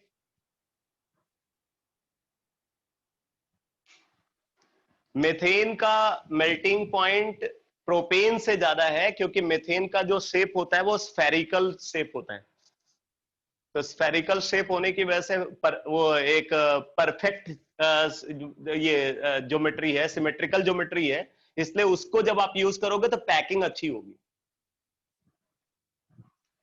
और अगर आप इथेन को देखोगे तो इथेन में क्या है, इथेन में सरफेस एरिया बढ़ गया और सिमेट्री भी है, सरफेस एरिया बढ़ गया और सिमेट्री भी है, इसलिए इथेन का जो मेल्टिंग पॉइंट है वो मेथेन से स्लाइटली ग्रेटर होता है। बट जब आप प्रोपेन की तरफ जाते हो, इथेन से प्रोपेन की तरफ, तो मॉलिक्यूलर सिमेट्री कम हो गई, सरफेस एरिया जरूर बढ़ा, बट मॉलिक्यूलर सिमेट्री डिक्रीज करने की वजह से जो मेल्टिंग पॉइंट है वो एक्सेप्शनली लो होता है। +1 एनसीईआरटी में विथ डेटा ये पूरी इंफॉर्मेशन डिस्कस की गई है। अब जरा यहां पे देखो इन तीनों में, तो इसका मैंने बोला कि यहां पे सरफेस एरिया ज्यादा है, मतलब van der Waals forces strong है। इसका सरफेस एरिया सबसे कम है, लेकिन इसकी सिमेट्री सबसे ज्यादा है। ये वाला जो आइसोमर है इसकी सिमेट्री सबसे ज्यादा है। ये perfect sphere, perfectly spherical arrangement होता है। तो स्फेरिकल अरेंजमेंट होने की वजह से यहां पे सिमेट्री बहुत ज्यादा है, और सिमेट्री बहुत ज्यादा है तो मेल्टिंग पॉइंट को डिसाइड करने में सिमेट्री का बहुत इंपॉर्टेंट रोल है। इसलिए जब हम मेल्टिंग पॉइंट का ऑर्डर को देखते हैं, तो मेल्टिंग पॉइंट के ऑर्डर में अगर मैं इसको 1 बोल रहा हूं, इसको 2 बोल रहा हूं, इसको 3 बोल रहा हूं, सबसे ज्यादा मेल्टिंग पॉइंट थर्ड का होता है ड्यू टू मैक्सिमम सिमेट्री। उसके बाद फिर आता है फर्स्ट, सेकंड सबसे नीचे आता है, क्योंकि दोनों में से कोई भी फैक्टर इसके फेवर में नहीं है। सेकंड के फेवर में ना तो सिमेट्री है और नहीं सरफेस एरिया फैक्टर, मतलब वॉन डेर वाल फोर्सेस की स्ट्रेंथ। इसके फेवर में वॉन डेर वाल फोर्सेस की स्ट्रेंथ है, इसके फेवर में सिमेट्री है। इसलिए ऑर्डर क्या है, नियोपेंटेन का मेल्टिंग पॉइंट सबसे ज्यादा, फिर नॉर्मल पेंटेन और सबसे कम आइसोपेंटेन। क्लियर हुआ बेटा? ये बात समझ में आई, ये मेल्टिंग पॉइंट का ऑर्डर? सर हमें सिमेट्री बस ऐसे चेक करनी होती है कि वो दो मॉलिक्यूल, मतलब उसे हम डिवाइड कर सकते हैं दो में? मैंने ये बोला कि अगर बल्कि ग्रुप सेम साइड में आ गए तो वो सिमेट्रिकल नहीं है, अगर बल्कि ग्रुप अपोजिट साइड में आ रहा है तो वो सिमेट्रिकल है। अच्छा ओके सर।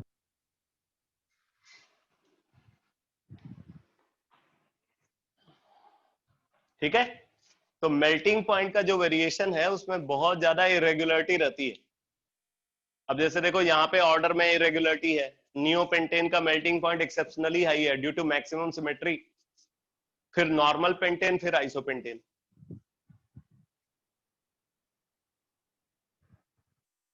तो ये हो गया इनके फिजिकल प्रॉपर्टी का डिस्कशन।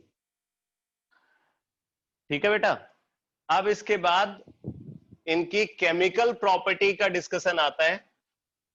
तो केमिकल प्रॉपर्टी का डिस्कशन से पहले मुझे एक कॉन्सेप्ट इसमें और डिस्कस करना है, हेडिंग डाल करके छोड़ो, determination of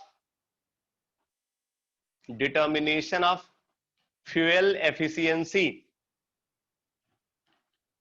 determination of fuel efficiency of petrol and diesel, determination of fuel efficiency of petrol and diesel.